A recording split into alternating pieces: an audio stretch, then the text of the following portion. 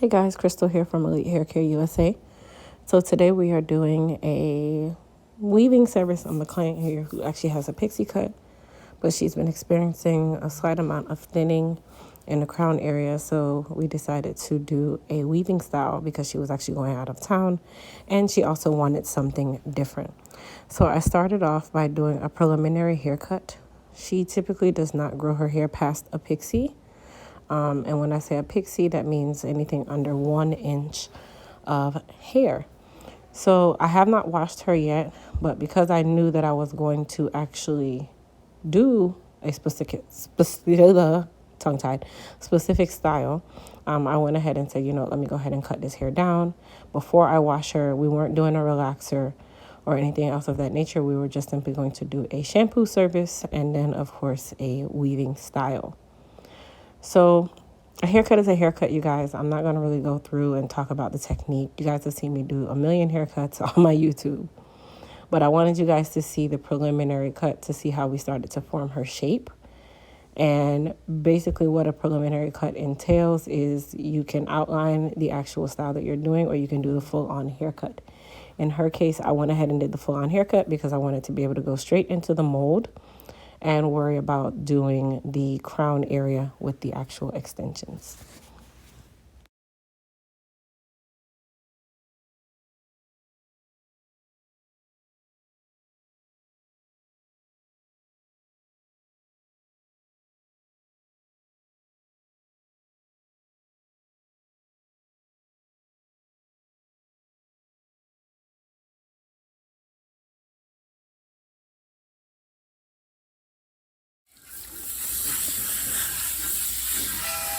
So to start off the shampoo process, I went ahead and saturated her hair.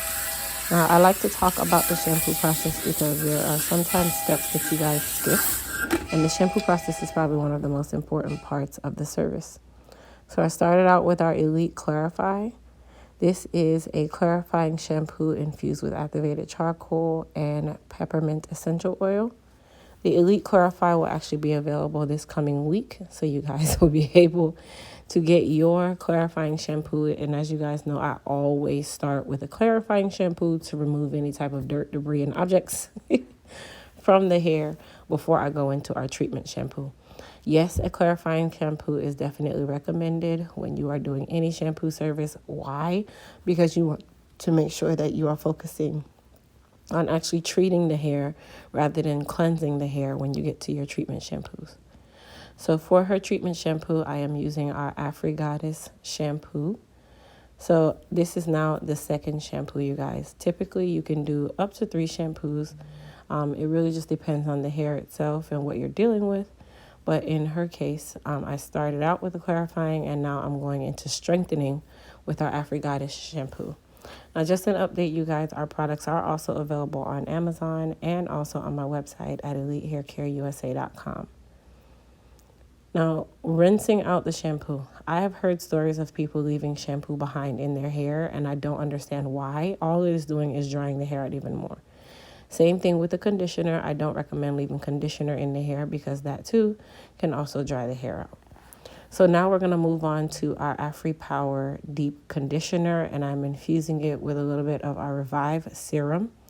Now, whenever you are doing what we call a cocktail, you want to make sure that you pre-mix whatever conditioners or serums you're going to be using in your hand and emulsify them before you put them on the hair. You don't want to put one on top of the other because you've already created a barrier with product one. When you mix them together, it is now basically going onto the hair and it's really adhering and everything is working all together.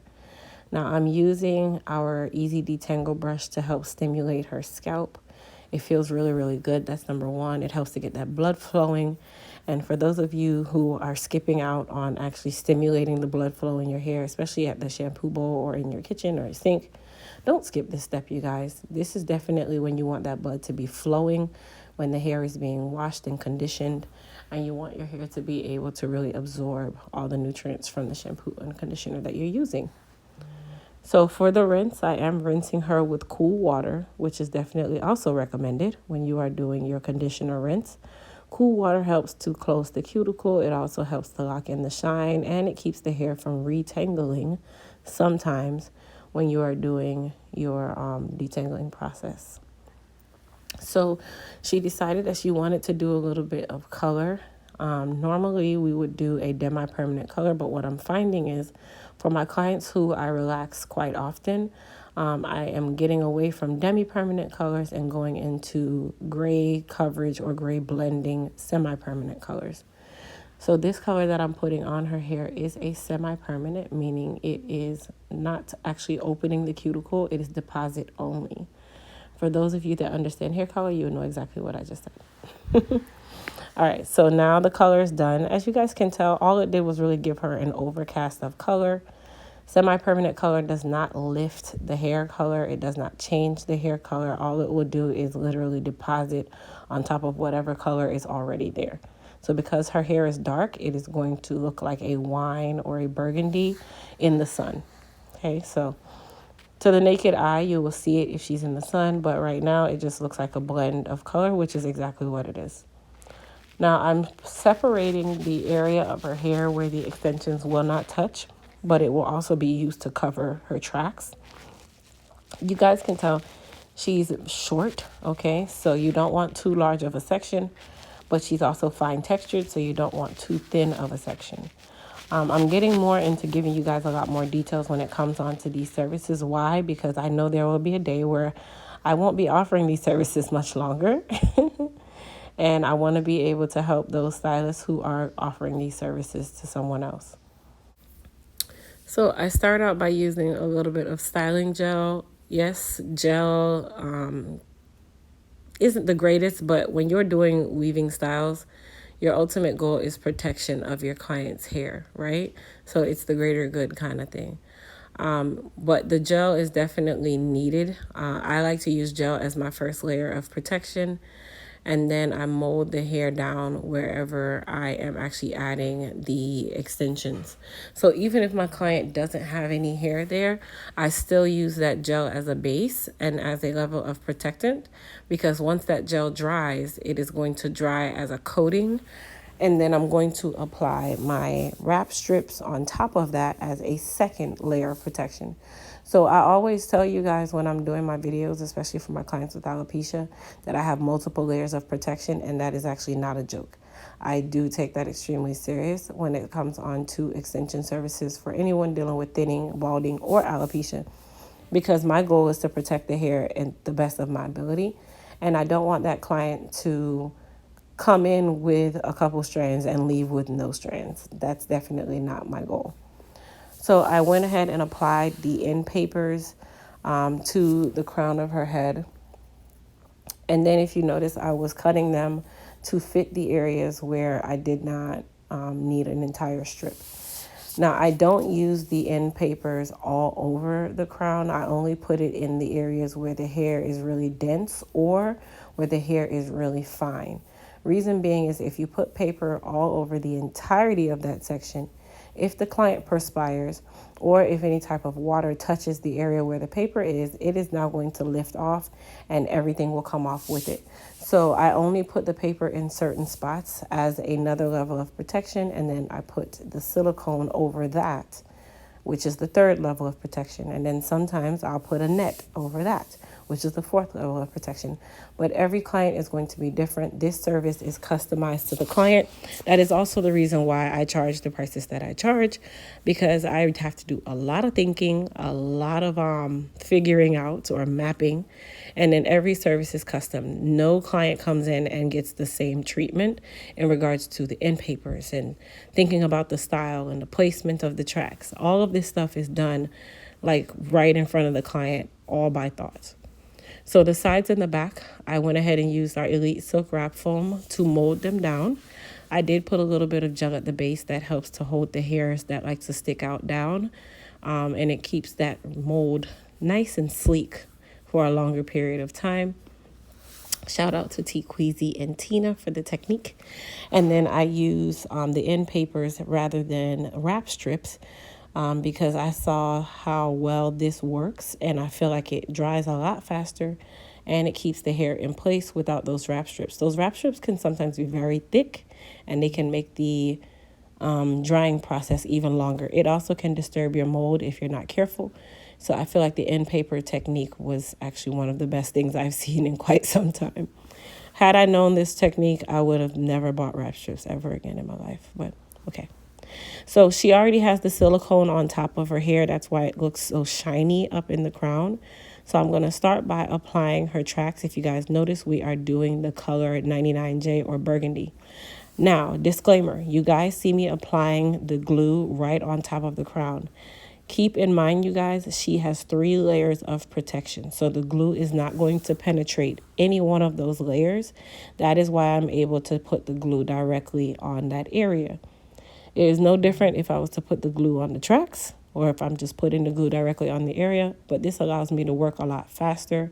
It also allows me to focus more on track placement, and I feel like it holds the tracks a lot better than me actually applying the glue to each individual track, and it gets tacky, meaning the tracks stick better because that silicone base that's on top of the head also seems to dry the glue a lot faster, in my opinion.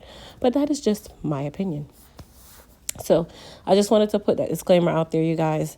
No hair was damaged in this process. No hair was glued down in this process. Once the tracks are laid down, as you guys can tell, she still has that little area of her own hair that does have to be blended. So all I did was go and put a little bit of heat in that area just to kind of smooth it out. And you guys will see how we blended it towards the end to match her style that we're working on. That part can also be an art. If you don't know what you're doing, this can easily turn out really bad. But I am going to let you guys kind of watch the unfold. And I think I didn't say this at the beginning, but if you're new to my channel, please don't forget to hit the subscribe button. And please don't forget to also thumbs up this video.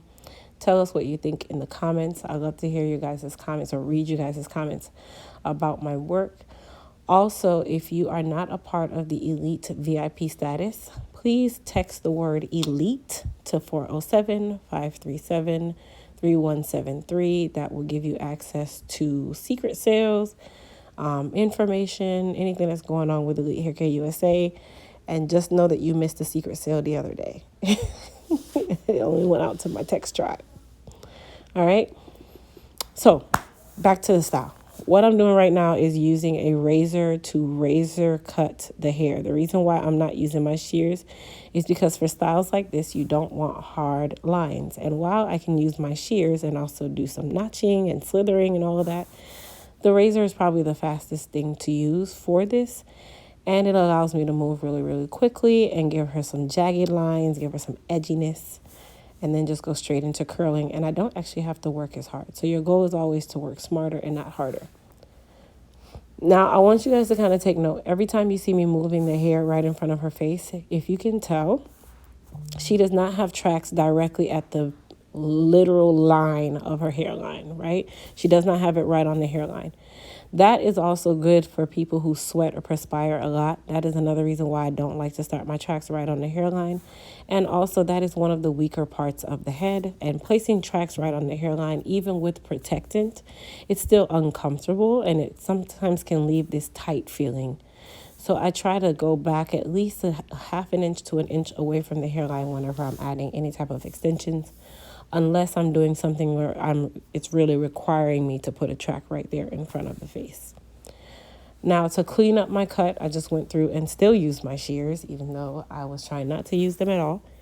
But at this point of the process, I'm just doing a little bit of notching, which is like some rough cutting to give the hair a little more texture, and just to kind of clean up my style. When you're using the razor, you can go back and clean up, but you can't get into the little hairs. So that's another reason why I like to use my shears. And this is also what I tell people. If your stylist does not know how to use shears, they did not perfect their craft. Stylists should know how to properly use their shears to do any form of a haircut. That is just my thought process on it. But everybody is not going to agree. Okay, I feel like if I went to school for 2 years, I should be able to use my shears to achieve any form of haircut. And that is just me, period. Okay, so her cut is done. I am one of those people, I do not do 3-hour haircuts. I get in and get out. So now I'm just going through and curling her. I'm using the H2 Pro 1-inch iron. There is a link in the description box to my Amazon store where you are able to get this flat iron if needed.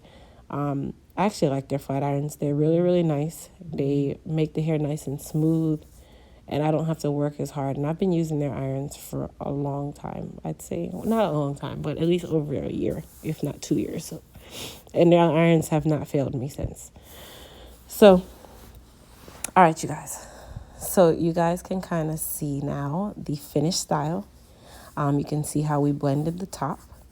And I did not want to get excessive with the tracks in the crown. I just wanted to give her the emphasis. She's only going to wear this for like a couple of days, and then we are all done. So now I'm just going through and cleaning up her edge. Maintenance for this style, there really is none, you guys. You can apply a little bit of frizz tamer around the perimeter, do some pin curls on the crown area at night, and you go to your bed. And that is really it. You don't have to do anything else. This style is really, really easy. I like doing this style on my alopecia clients, and she is not 100% an alopecia client, but I like doing this style because it gives them that versatility, and especially for people who are not used to extensions, you don't have to work as hard and you don't have much to worry about. So you guys, like I said, please comment in the comment box and tell us what you thought about the style. Tell us what you thought about the color, and I will see you guys in the next video. Thanks for watching.